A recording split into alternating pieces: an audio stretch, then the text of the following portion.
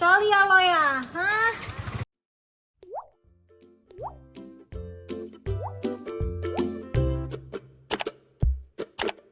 Oh, coli ya Warganet lo ya, dihebohkan dengan hah? unggahan video seorang ya, lelaki coli ya, melakukan aksi coli ya. eksibisionis. Video tersebut viral di media sosial, salah satunya diunggah oleh akun Instagram @ckpinfo.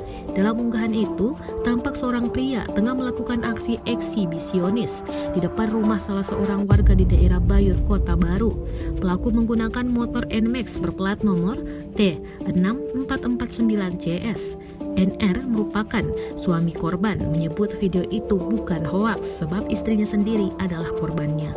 Akibat kejadian itu, kata NR, istrinya trauma apalagi ia baru saja membeli rumah di Sukasiori, Kota Baru, Karawang itu yang menjadi lokasi kejadian. Rumah tersebut baru mulai direnovasi dan belum ditinggali. Ia menyebut sudah ada polisi yang datang. Ia pun berharap polisi segera mengamankan pelaku. Kasat Reskrim Polres Karawang AKP Olyesta Ageng Wijaksana mengatakan pihaknya telah melacak pelaku.